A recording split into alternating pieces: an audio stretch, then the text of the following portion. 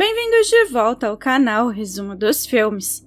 Hoje eu vou contar a história do filme de romance e fantasia, chamado Era Uma Vez um Gênio. Alerta de spoilers a seguir. O filme começa com a solitária e estudiosa britânica Alithea viajando para Istambul, onde dará uma conferência sobre a conexão entre ciências e mitos. Quando ela desce do avião, um homem brilhante de aparência estranha, que ninguém mais percebe, tenta guiar o seu carrinho de bagagem em direção ao que ele chama de mistério. Mas quando os colegas de Alithea aparecem, o homenzinho foge. Alithea conta a seus amigos o que aconteceu, e eles brincam dizendo que ela deve ter visto um gênio. Mais tarde, durante a conferência, Alithea vê outro estranho homem brilhante entre o público, que ninguém mais consegue ver. Quando ela começa a explicar que os antigos deuses se tornaram o que conhecemos como ciência e que os antigos mitos são agora metáforas, o homem estranho diz que isso é besteira e pula em cima dela, a fazendo desmaiar. Ela acorda minutos depois e seus colegas a levam para o quarto enquanto a plateia aplaude. Após o término da conferência, Alithea vai ao centro da cidade para visitar lojas de antiguidades, ignorando a preocupação de seus amigos e prometendo que está se sentindo bem. Em uma dessas muitas lojas, ela encontra uma curiosa garrafinha azul e decide comprá-la. No dia seguinte, no hotel, ela lava a garrafa e finalmente consegue abri-la, o que libera um gênio que ocupa a maior parte do espaço do quarto. Depois de tentar diferentes idiomas, Alithea descobre que o gênio fala grego e ele explica que ela não deve temê-lo. Ele está em dívida com ela, e agora lhe concederá 3 desejos. As únicas coisas que ela não pode pedir são mais desejos, vida eterna ou o fim de todo sofrimento. Enquanto fala, o gênio toca em todas as coisas ao redor da sala, liga a TV e rapidamente aprende inglês por meio das suas transmissões. Em seguida, ele pede a Alithea os desejos do seu coração, mas ela não se sente à vontade com o conceito e precisa pensar sobre isso. Primeiro, ela compartilha parte da sua história que nunca contou a ninguém. Quando era criança e estudava em um colégio interno só para meninas, ela já era uma pessoa muito solitária. Um dia, um misterioso garoto sobrenatural começou a visitá-la e lhe fazer companhia sempre que ela passava por momentos difíceis, contando-lhe histórias em um idioma que só os dois sabiam falar.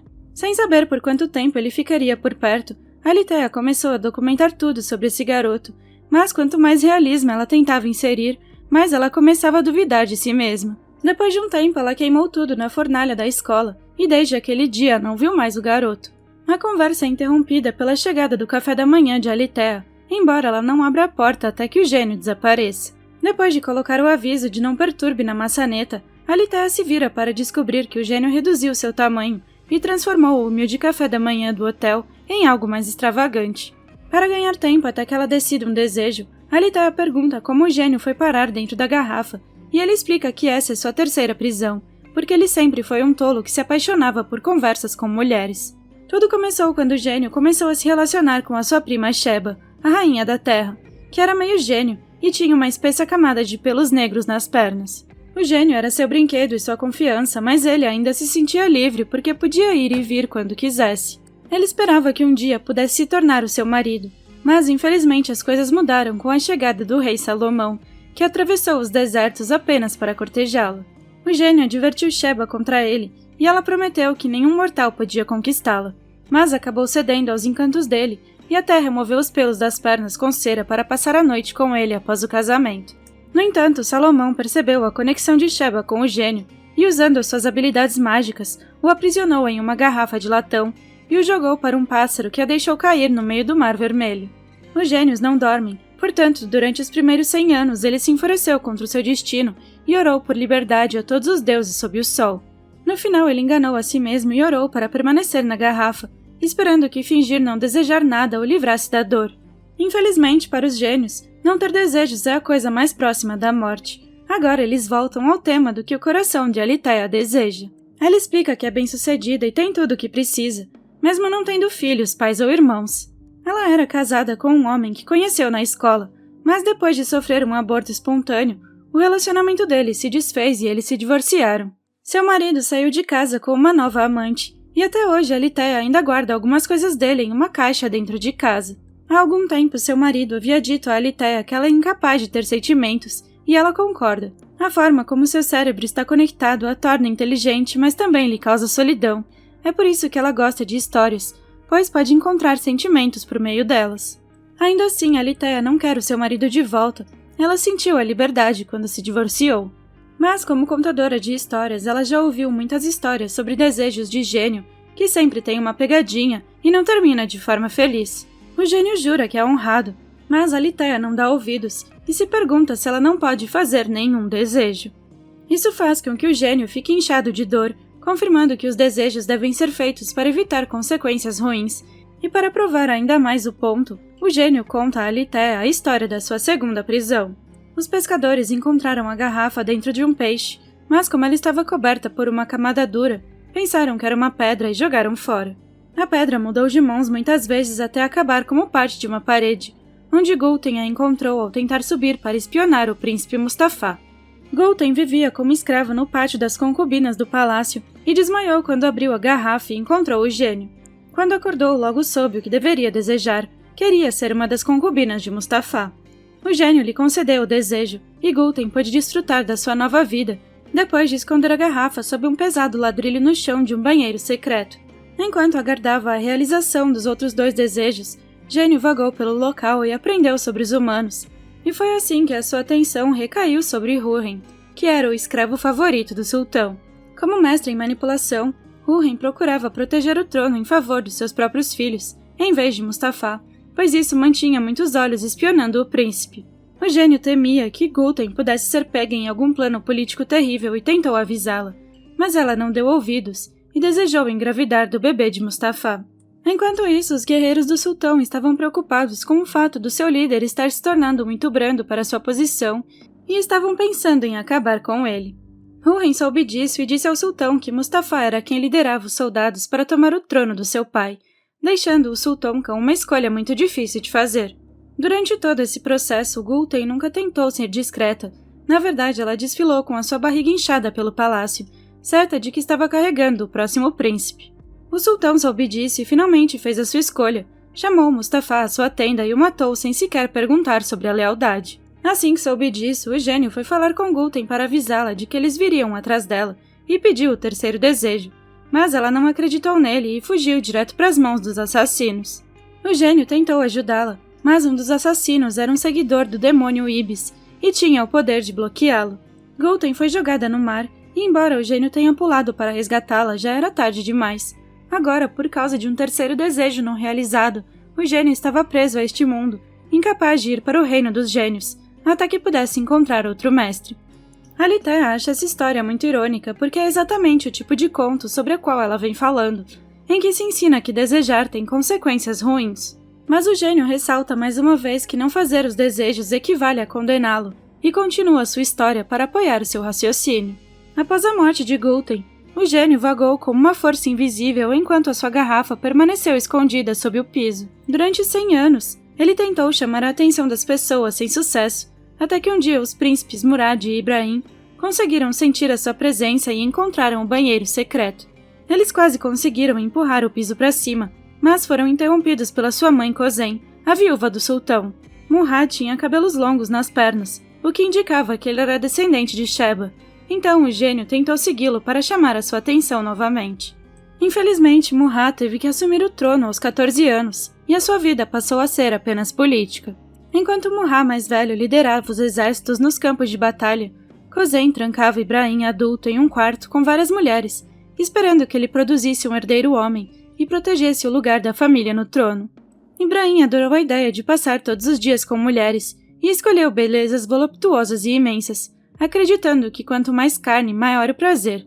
Quando Murad retornou ao palácio após a guerra, sua alma estava apodrecida pelo sangue e pelo trauma.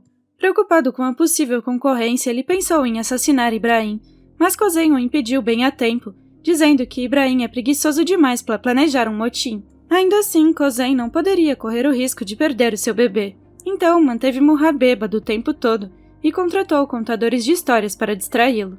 Murad os odiava e os matava se não fugissem rápido o suficiente, mas um dia um velho finalmente conseguiu encantá-lo com as suas histórias e se tornou o único amigo de Murad. Quando o velho morreu, Murad ficou extremamente bêbado, e nesse estado de espírito fraco, o gênio finalmente chamou a sua atenção. Embora Murad tenha conseguido encontrar o banheiro secreto abandonado novamente, infelizmente ele estava fraco demais para abrir a porta, e depois disso bebeu até não acordar mais. Ninguém mais podia sentir o gênio naquela época, e Alitéia compreende muito bem a sensação de solidão, pois também a sentiu. De volta à história, Ibrahim teve que ser arrastado para fora do seu quarto para se sentar no trono e nomeou a sua concubina favorita, Sugarlamp, governadora de Damasco. Por causa desse poder, Sugarlamp tinha liberdade para andar por aí e acabou encontrando o banheiro secreto. Seu tamanho quebrou o azulejo quando ela caiu acidentalmente sobre ele, permitindo que ela encontrasse a garrafa. Sugarlamp não confiou no gênio quando ele apareceu na sua frente, pois ele ficava pedindo um desejo e tinha um cheiro ruim. Pensando que ele poderia ser um trapaceiro, Sugarlamp desejou que o gênio estivesse de volta em sua garrafa no fundo do Bósforo. Aos olhos de Alitéia, essa história prova mais uma vez que desejar é uma má ideia. Ela acha que poderia dar o gênio a outra pessoa mais aberta à ideia, mas o gênio se recusa a voltar para a garrafa.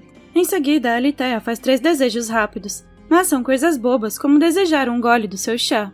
Portanto, eles não funcionam, já que os desejos precisam ser do coração. Segue-se uma discussão em que o gênio chama a Alitéia de covarde, e em troca a Alitéia começa a se perguntar se ela deveria desejar que eles nunca tivessem se conhecido.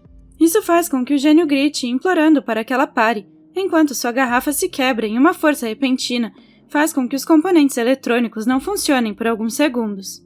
Alitéia acha que isso já aconteceu antes, e o gênio começa a contar a terceira e última história.